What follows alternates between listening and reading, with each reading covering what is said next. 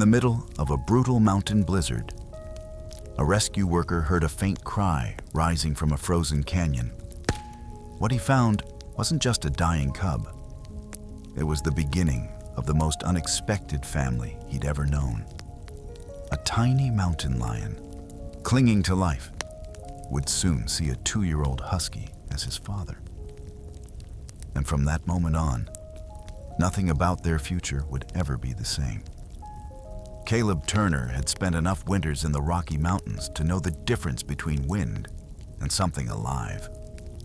But that night, as thick snow hammered the canyon walls and the temperature dropped lower than the forecast had warned, he heard a sound that froze him mid-step.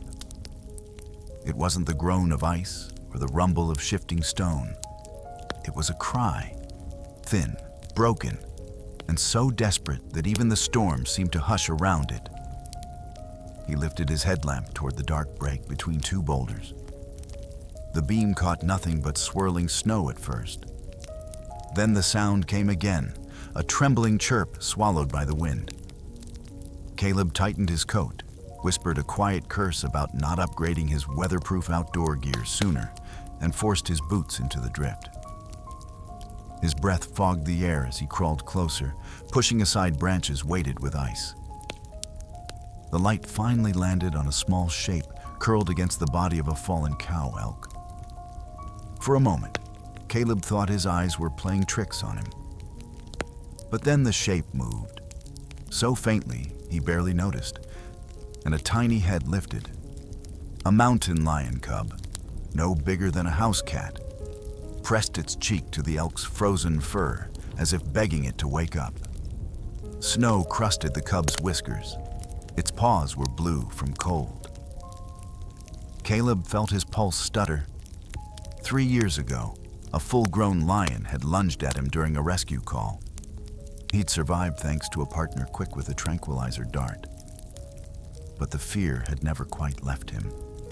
Now, kneeling in the snow, staring at this shaking bundle of spots and bones, that old fear crept up his spine again. The cub let out another cry, weak, breathless. Caleb watched its tiny shoulders tremble, watched it bury its face into the elk's fur as if it truly believed this was its mother. Something inside him cracked. He didn't care about danger or about the wilderness survival training that said never to approach a big cat cub without backup, or about the insurance paperwork he'd have to file if something went wrong. None of that mattered. Not when a life was slipping away right in front of him. "Hey," he murmured softly, lowering himself closer. "Easy now. I'm not here to hurt you." The cub didn't run. It didn't even lift its head. It simply whimpered, a sound so small it barely stirred the air. Caleb slid off his gloves and reached out, touching the cub's side. Shock rippled through his fingers. The creature was ice cold, barely holding on. He shrugged off his thick flannel overshirt and wrapped the little body inside it. The cub coughed, a tiny, broken sound, and its claws hooked weakly into his sleeve as though trying not to fall. Caleb hesitated only 1 second, 1 heartbeat where instinct screamed danger, before lifting it against his chest.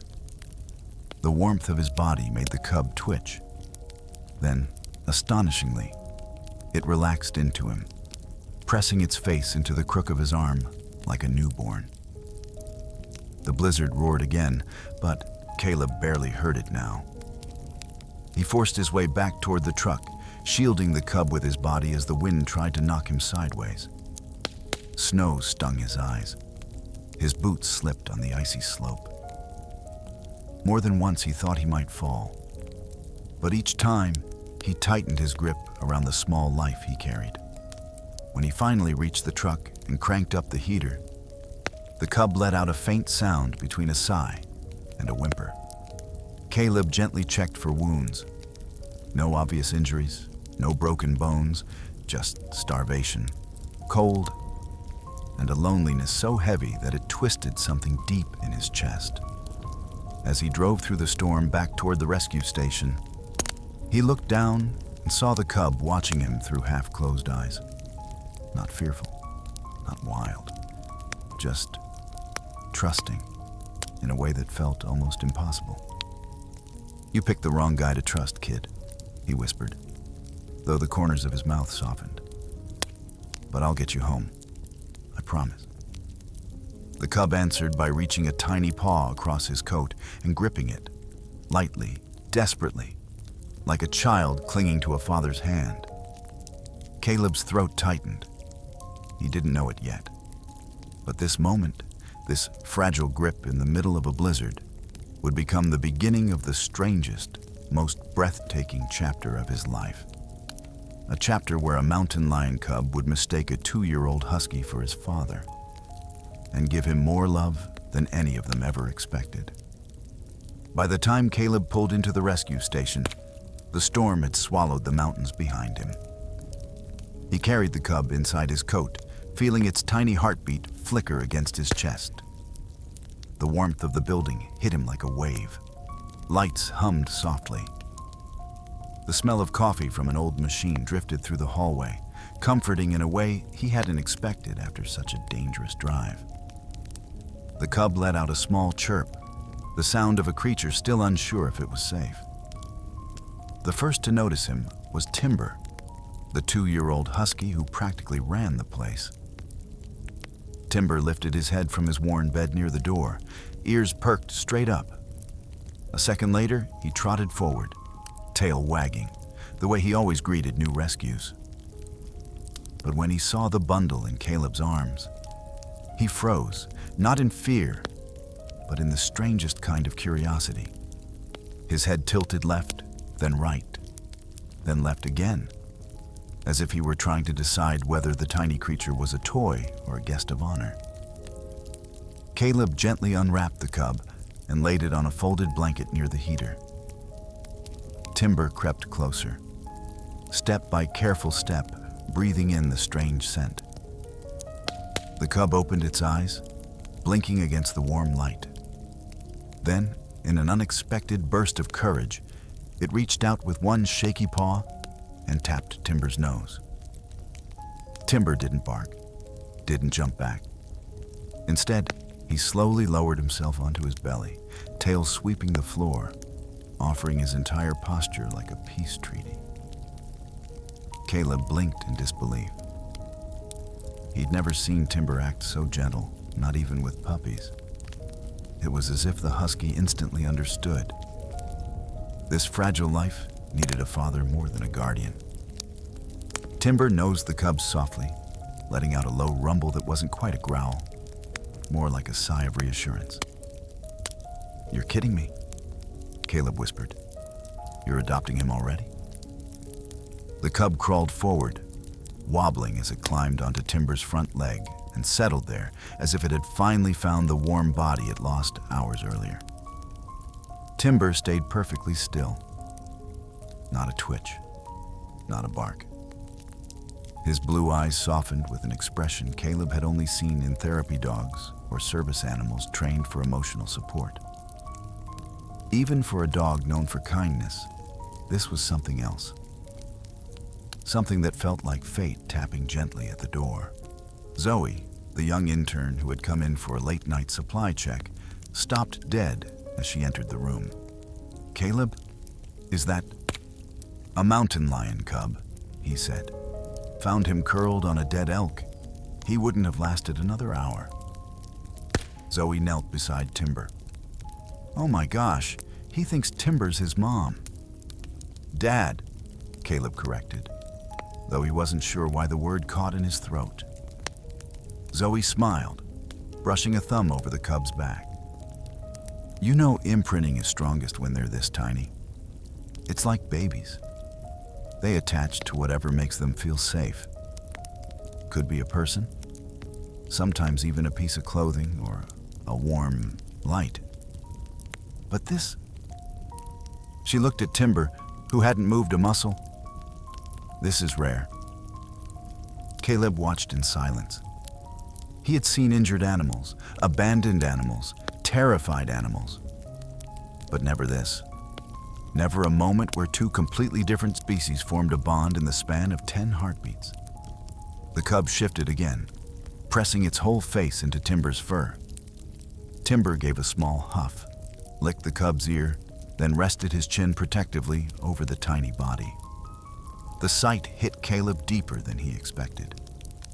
Maybe it was the long drive, or the memory of nearly dying in a lion attack years ago, or just the strange tenderness of seeing a wild cub accept comfort from a dog who usually guarded the supply closet like a soldier.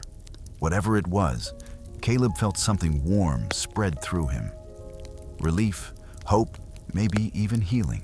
Zoe stood and fetched formula, a soft towel, and a small heat pad from the supply cabinet. This little guy needs warmth, hydration, and a vet clinic exam first thing in the morning. His temperature's low, but he's responding. That's a good sign. Caleb nodded. I'll stay with him tonight. No way I'm leaving him alone. Timber won't let you, Zoe added with a smirk. And she was right.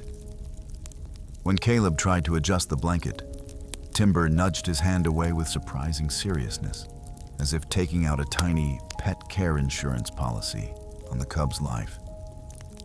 He wasn't letting anything happen to his new responsibility. As hours passed, the cub drank a formula, then dozed with its head tucked under Timber's neck.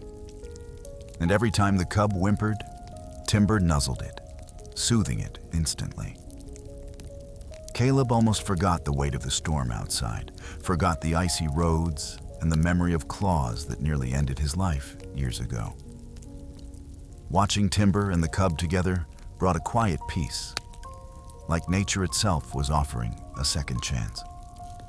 Just before dawn, the cub stirred again and lifted its head. It blinked sleepily at Timber, then attempted a tiny, squeaky version of a husky's woo-woo greeting.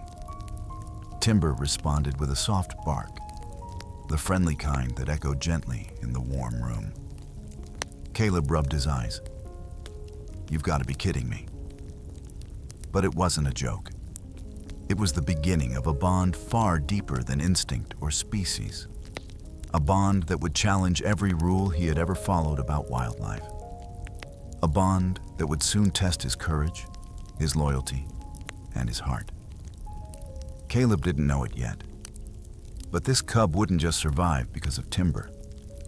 It would become his shadow, his student, his family. And long before the sun rose, asleep between the husky's paws, the mountain lion cub had already chosen its father. The storm had blown itself out by morning, leaving the rescue station wrapped in white silence. Inside, though, the quiet was warm and alive. Timber and the mountain lion cub, now officially named Coda, slept curled against each other near the heater, a scene so peaceful Caleb almost didn't want to breathe and disturb it. But the day didn't wait. Neither did reality. Coda woke first, stretching his tiny paws before climbing clumsily over Timber's chest. The husky opened one sleepy eye, then the other, and let out a soft woo that made the cub freeze in fascination. Coda tried to copy it, but what came out was more of a rasping kurr, half squeak, half rumble. Timber wagged his tail and tried again. Coda followed with another ridiculous attempt. The two looked so proud of themselves that Caleb had to laugh. Morning chores pulled him away, refilling feed bins, checking radio batteries, reviewing calls from park rangers. When he turned around again, he saw something that made him stop mid-step. Timber was trotting toward him, tail bouncing high, with Coda clinging to his back like a wobbly backpack. Good grief, Caleb muttered, rubbing a hand over his face. I didn't know I signed up for daycare. Zoe nearly dropped her clipboard when she walked in and saw it. He's riding him. Caleb, he's literally riding him. Coda didn't just ride. He copied everything Timber did. Timber stretched, then Coda stretched. Timber sniffed the air. and Coda pressed his little nose right into the same spot. When Timber circled 3 times before lying down, an oddly specific habit, Coda attempted to circle too, but his back legs weren't quite cooperating yet, sending him into a tiny tumble. Timber rushed over and nudged him upright like a proud parent. It was adorable and unsettling. Imprinting this strong doesn't happen every day, Zoe said, kneeling beside them. You know this could complicate things. Regulations, releases, all that bureaucratic stuff. You might have to file for special permits, maybe even consider long-term options like pet insurance or extended wildlife care coverage. Caleb sighed. Let's just take it day by day. He needs us now. But Coda grew faster than day by day allowed. In just a week, his paws were larger, his steps surer. His baby spots hadn't faded yet, but his muscles were developing quickly. Quicker than Caleb wanted to admit. And yet, despite his growing strength, he behaved exactly like a husky pup trapped in a wildcat body. One afternoon, Timber brought his favorite rope toy and dropped it in front of Coda. The cub stared at it, sniffed it, and then nudged it awkwardly back. Timber barked once, encouraging him. Coda tried again, this time picking it up between his small teeth and waddling proudly toward Caleb. Halfway there, he tripped over the rope and face-planted into the floor mat. Timber whined and rushed over, licking his ear until Coda blinked up as if nothing had happened. But not every moment was cute. Around the end of the second week, Caleb set down Coda's food bowl, a special high-calorie mixture recommended by the emergency vet services, and turned to grab Timber's. Before he could, Timber padded up behind him, sniffing curiously. Coda spun around so fast that the bowl scraped the floor. For the first time, a flash of instinct crossed the cub's young face. His back arched slightly. His lip pulled back just enough to show the tiniest edge of a fang. Caleb froze. Timber did too. For one breath, the room felt like thin glass. Then Coda blinked, dropped his posture, and nudged Timber's leg with a soft chirp, as though apologizing. He even tried to lift Timber's paw with both of his, an affectionate gesture he had copied from the Husky himself. Caleb let out the breath he'd been holding, but the moment lingered. Zoe noticed it too. She whispered later, "He's torn between instinct and identity. He thinks he's a dog, but he's not. Sooner or later, that's going to mean something." Coda spent the afternoon climbing everything he could. Chairs, shelves, the storage crate in the corner. Timber followed anxiously behind him like an overworked babysitter. At one point, Coda leaped from the crate straight onto Timber's back, making the Husky yelp in surprise before licking the cub's fuzz-covered head in forgiveness. Caleb watched them and wondered how long this strange balance could hold. Still, when night came, all the worry faded again. Coda curled into Timber's side, purring softly. Yes, purring like a little engine, while Timber rested his snout protectively over the cub's shoulders. The heater hummed. Snow tapped lightly at the windows. Everything felt safe, warm, almost like a home with real home security and a sense of financial protection from the chaos of nature outside. Caleb shut off the last light and stood watching them for a long moment. Something about the sight tugged at him in a place he hadn't let himself feel since the mountain lion attack years ago. Maybe it was healing, maybe forgiveness, or maybe just the quiet gift of witnessing a bond no one could have predicted. He whispered into the dark, "I don't know how long I can keep you, kid, but tonight, you're family." Coda's ear twitched at the sound of Caleb's voice. Timber lifted his head and gave a soft grunt, as if agreeing. And in that dim room, with the storm long gone and dawn still hours away, the three of them, rescuer, husky, and lion cub, became something no rule book had prepared them for. A family held together not by instinct, but by choice. 4 weeks passed, and winter slowly loosened its grip on the mountains. The rescue station was still cold in the mornings, but the sun stayed a little longer each day, melting the edges of the drifts. Coda had doubled in size, maybe tripled, though his baby spots remained. He had mastered climbing shelves, sneaking socks out of laundry baskets, and following Timber like a determined shadow. What he had not mastered was understanding boundaries, especially when it came to Timber's tail. The Husky tolerated tug after tug with saint-like patience. But as Coda grew, the world outside began to shift too. One chilly afternoon, a ranger truck rolled into the station, tires crunching over ice. Caleb opened the door to find Ranger Ellis stepping out with a grim expression on his face. He held a tablet in one hand, its screen bright in the pale sunlight. "We picked up something on the canyon trail cams," Ellis said. "Thought you'd want to see this." Caleb's stomach dropped before he even looked. Ranger Ellis wasn't the type to drive 30 miles on snowy roads for nothing. He motioned for Ellis to come inside, where Timber and Coda were sprawled across the floor like mismatched bookends. Coda lifted his head at the unfamiliar scent, ready to trot over, but Timber nudged him gently back, sensing tension. Ellis set the tablet on the counter and replayed the footage. A grainy video appeared. A large mountain lion limping through the trees, her back legs swollen and stiff, her ribs visible even through winter fur. She paused near the trail, sniffing the wind, her ears flicking as if listening for something that wasn't there. Caleb recognized the posture instantly. "She's injured." "More than that," Ellis said. "She's nursing wounds that look like a fight or a fall. And she was recorded less than 2 miles from where you found the cub." Zoe came running from the hallway, catching only the last line. 2 miles. Caleb. That could be his mother. Coda, oblivious to the storm building around him, trotted straight toward Ellis and patted the man's boot with a soft chirp. Ellis blinked.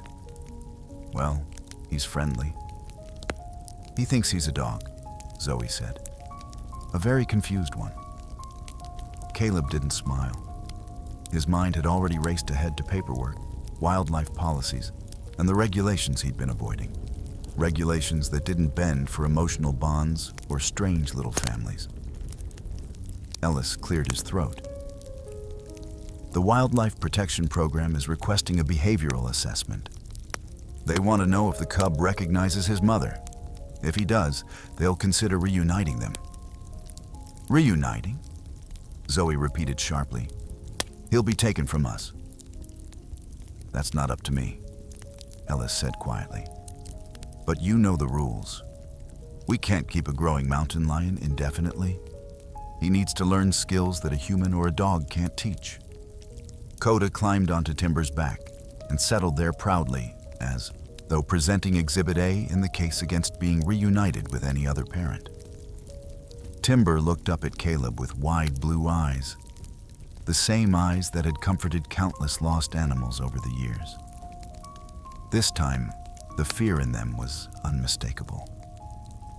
"What if she doesn't want him?" Zoe whispered.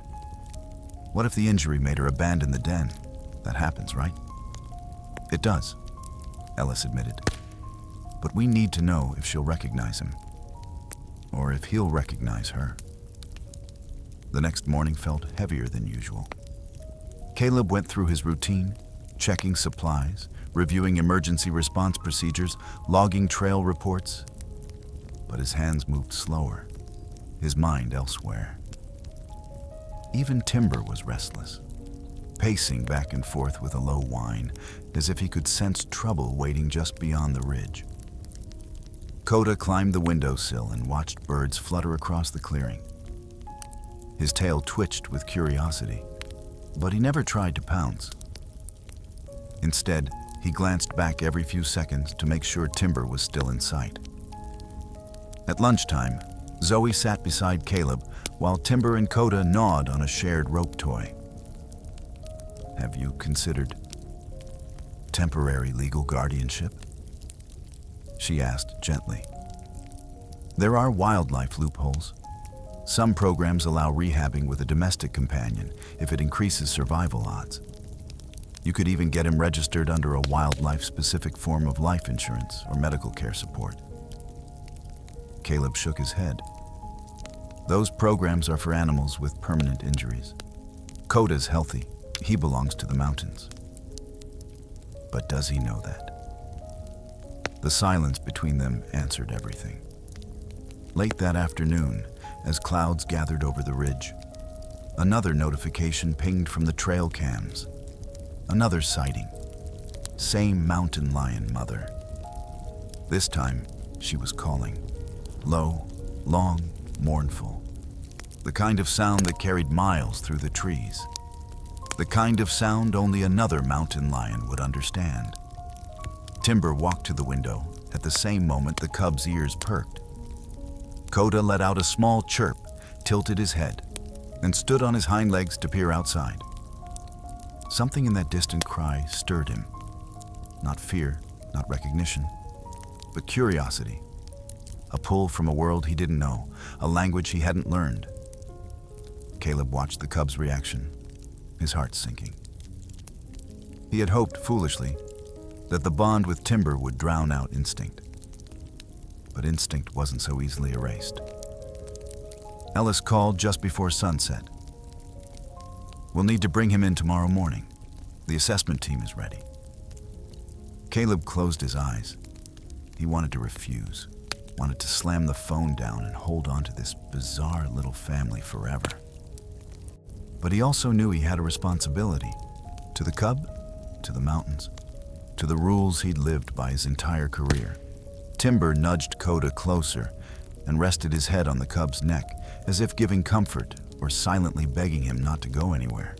Coda pressed back, purring softly, and Caleb, watching them in the fading light, felt a crack in the armor he had worn since the day a mountain lion nearly killed him. This cub had taught him something he never expected to learn again: trust, gentleness, forgiveness. But the mountains had begun calling, and tomorrow, Coda would have to answer. Dawn came cold and pale, the kind of morning where breath lingered in the air like ghosts. Caleb barely slept. Timber didn't sleep at all. The Husky stayed beside Coda through the night, nudging him, licking his ears, pacing whenever the cub stirred. He knew something was wrong, the way dogs always do. And Coda felt it too, though he didn't understand why the station felt heavier, why Caleb's voice was so soft, why Timber's tail never wagged. When Ranger Ellis arrived with the assessment team, Coda clung to Timber's side as if he could root himself there. Caleb tried to stay steady, but his hands shook as he placed the cub gently into the transport crate. Coda pressed both paws against the bars, eyes wide, confused. Timber barked once, sharp, pleading, before Caleb closed the latch. The ride to the valley was quiet. Snow powdered the windshield, the roads empty and white. The assessment team spoke in low tones about protocols, legal protection forms, and wildlife release policies. Caleb barely heard them. All he could think of was the weight that had settled on Timber when they drove off. The way he watched the truck disappear as if his whole world had been taken from him. The thundering silence of the valley greeted them as they arrived. Pines coated in frost bowed over the clearing, and the wind cut through everything like a knife. The assessment enclosure had already been assembled. Sturdy fencing, observation blinds, thermal sensors, and a GPS tracker ready for the mother lion if she needed emergency care. Everything felt clinical, controlled, distant. Everything except the fear thudding in Caleb's chest. When they brought out the mother lion, The air shifted. She limped from the transport crate, her strength dimmed but not gone. The scars along her flank told a story of a fall or a brutal fight. Her ribs rose and fell quickly, but her eyes, those gold, fierce eyes, were sharp as winter sun. She sniffed the air, her ears rotating like satellites searching for a signal. Coda let out a small sound from his crate, a chirp of uncertainty. The mother froze. She turned toward the noise. Her tail flicked. Then she stepped forward, slow, deliberate, her gaze fixed on the little carrier. Caleb's lungs locked. "Let the cub out," the lead biologist said. The latch clicked, and Coda stepped out hesitantly. Snow touched his paws, and he shivered, but he didn't run. He stared at the mother lion, ears pinned halfway, tail twitching. A flicker of instinct crossed his posture. Recognition, fear, curiosity, no one could tell. The mother lion lowered her head and released a soft, rumbling call. A mother's call, ancient and aching. The mountains carried it back. Coda blinked, took one step forward, then another. Caleb felt the ground tilt under him. Was this the moment he'd lose him? After all the nights by the heater, all the bottle feedings, all the laughs watching him copy Timber's howl, was instinct stronger than love? Coda reached the halfway point. The mother lion waited, still as carved stone. Then, without warning, Timber's howl burst across the valley like a crack of lightning. The husky had broken free from the supply truck, sprinting across the snow with a speed that defied the cold and the distance. He barreled through the fresh powder, breath bursting in clouds, paws pounding the earth. Ranger Ellis shouted, but Timber didn't stop. Nothing could have stopped him. Coda spun at the sound, his father's sound, and every instinct made new by love overtook him. He ran, not toward the mother lion, but straight toward Timber. The husky skidded to a stop beside him, planting himself between Coda and the mother. Not aggressive, protective. His chest heaved, his ears were forward, his entire body said, "This is my son." Coda scrambled up Timber's back, claws gentle, tail shaking with relief. He pressed his head into Timber's neck, making the small, trembling chirp he always made when he felt safe. A hush fell across the valley. The mother lion stood watching them, her child, alive and loved, but not hers anymore. She let out one last sound, softer this time, something close to acceptance. Then she turned, limping back toward the trees, disappearing into shadow the way all wild things eventually do. Caleb's vision blurred. He dropped to one knee, overwhelmed by the impossible truth of the moment. Timber walked to him slowly, still carrying Coda like a king bearing a crown. The cub slid down into Caleb's arms and chirped at him, tiny paws pressing his coat. The lead biologist spoke quietly, almost respectfully. "He's imprinted too strongly on your husky. Reuniting him with his biological mother isn't viable anymore." "So, what happens now?" Caleb asked, voice barely steady. "We'll draft a long-term wildlife companionship permit," she said. "The cub stays with you and Timber, but his care becomes official. He'll be part of the wildlife education system, protected, monitored, and fully covered under medical coverage programs. Think of it like pet insurance, but for mountain lions with families." Caleb held Coda tighter. Timber nudged them both, as if sealing the decision himself. Coda looked up and made a tiny woo, copying Timber's greeting with all the effort of a child learning his first word. And just like that, the valley knew. Caleb knew. And somewhere deep in the forest, the mother lion likely knew too. The cub had chosen his father. And his father, a 2-year-old husky with a heart bigger than the mountains, had chosen him right back. Spring came quietly that year, melting the snow in slow silver streams that ran behind the rescue station. Coda grew into a powerful young mountain lion, his paws broad, his shoulders strong, yet his eyes always softened whenever Timber trotted by. The Husky, now 3, aged more quickly than Caleb wanted to admit. His steps were slower, his breaths heavier after long walks, and sometimes he hesitated before jumping into the truck. Caleb added joint supplements to Timber's meals, updated his health insurance documents, and even set aside a small fund for senior care because he knew time had its own pace, and none of them could bargain with it. Coda sensed the change long before the rest of them. When Timber slept, Coda curled around him like a shield, purring deep, steady rhythms that echoed through the station.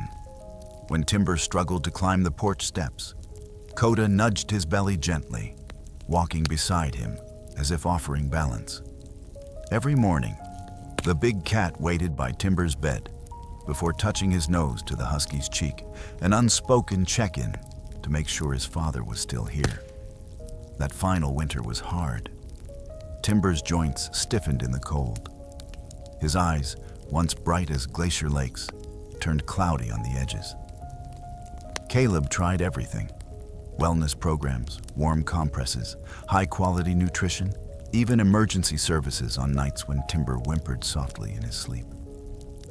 But aging doesn't pause for love, no matter how fierce that love is.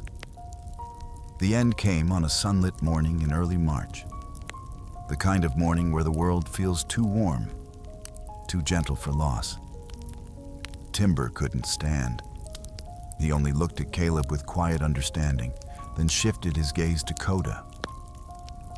The mountain lion lowered himself beside Timber, almost cautiously, and wrapped his body around the Husky's small frame. His massive paw rested over Timber's chest, rising and falling with each shallow breath. Caleb sat with them, one hand on Timber, the other on Coda, whispering softly, even though his voice broke. "You were a good father, buddy. The best." Timber let out one final, slow exhale.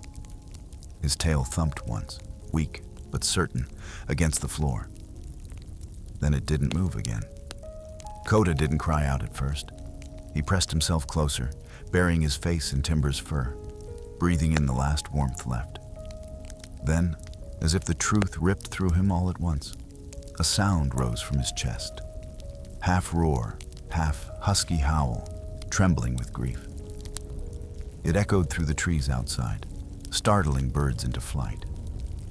Caleb buried Timber beneath the old pines out back, the ones the Husky loved to nap under. Coda stayed by the grave for 3 days, barely eating, barely moving. He brought offering after offering, sticks, feathers, the rope toy Timber once guarded like treasure. On the 4th day, he placed Timber's faded collar gently on the mound of earth and laid beside it, as if curling against his father's heartbeat one last time. Life eventually shifted, the way it always does. Coda followed Caleb inside more often, lingering near him with a softness far different from his wild instincts. He wasn't a lap cat, he was too large, too heavy. But he learned to rest his enormous head against Caleb's knee during quiet evenings, as if offering the same comfort Timber once gave him.